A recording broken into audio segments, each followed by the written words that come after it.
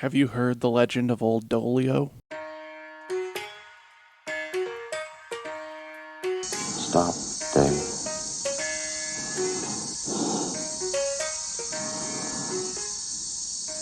I'm afraid.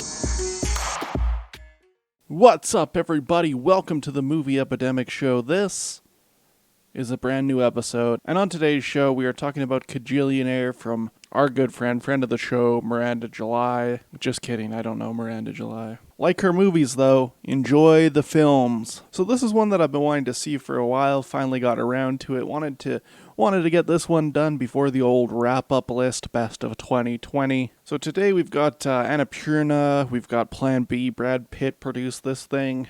I love when Brad Pitt produces something, it's always something fucking weird. Always something weird when Brad Pitt's producing it. And I appreciate that the Plan B production company and Brad Pitt seek out these strange indie films from voices that may otherwise not necessarily be able to get funding for weird projects like this. So Kajillionaire, it kind of reminded me of the Oscar-nominated film from, I believe that was 2018? The Shoplifters. Kind of, it's about a family family of grifters that pull small scams, and their daughter's she's a bit of an outsider, and it's clear that her parents are sociopaths, don't really show her much love or attention. They simply use her as a tool to, work these little schemes. And Evan Rachel Wood plays such a specific character that, feels artificial and real at the same time. Everything about this movie is a very specific choice. The long hair, the deep voice speech pattern, just the movements of Evan Rachel Wood. She's so good in this. She's so good. And really kind of makes this mostly unlikable character, I wouldn't say likable, but gives her some heart that you can stand behind.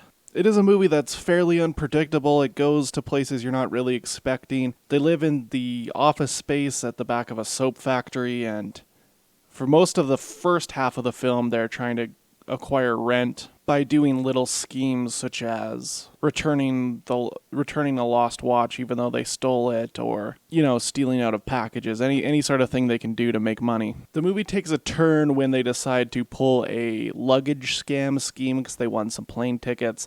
They're going to fly to New York, and then when they return, they're going to lose their bags. And along that flight, they meet up with a new character called Melanie, who they kind of bring under her wing, and she, start to do scams with her. And at this point, it's revealed that Evan Rachel Wood's character is named Old Dolio. And I feel like this entire movie is almost a build-up to that, because it's hilarious and confusing. And then as the film progresses, you hear the backstory of Old Dolio, that they named her after a homeless person that won the lottery in hopes that he would put her in their will or something. And it's just like, you can see at every turn, her parents are just like using her as a tool to scam. And it's like, it's really quite a sad film. Eventually, her parents kind of end up treating Melanie more of a daughter than they ever did Old Dolio, and she kind of comes to a realization that these people don't have her best interest in heart. They don't really show any emotion at all. Melanie and Old Dolio run away.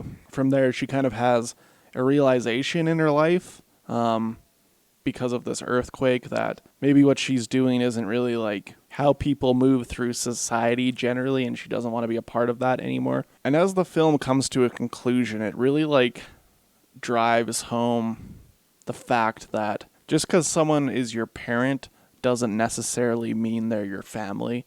And I think this does a really good job of outlining that with the heinous acts that Richard Jenkins and Deborah Winger pull. I guess we didn't really talk about this, but Richard Jenkins is great as always. Jenkins is always great. And he's really good in this scummy ass role. Kind of similar to, he almost feels cartoonish, how bad of a character he is. He's just, he's slimy. He's such a slimeball. I think it's certainly a style that not everyone is going to be into, and I don't think this movie will work for everyone. It's the Napoleon Dynamite effect. It's a very quirky character with some very intentional idiosyncrasies that some people will not vibe with and other people will find funny. But it's a very unique film, and I appreciate that. I'm going to give this one 4 stars. I think it's worth checking out. If you saw this one, if you want to see it, let me know in the comments below. Also, you can follow me on all the social medias at Movie Epidemic on Twitter, Instagram, and Facebook. And don't forget to hit that subscribe button. We're getting close to 150 subscribers, so I appreciate that. And we'll be back later for some more movie reviews. Why don't you play us something, baby? Why don't you play us something, baby?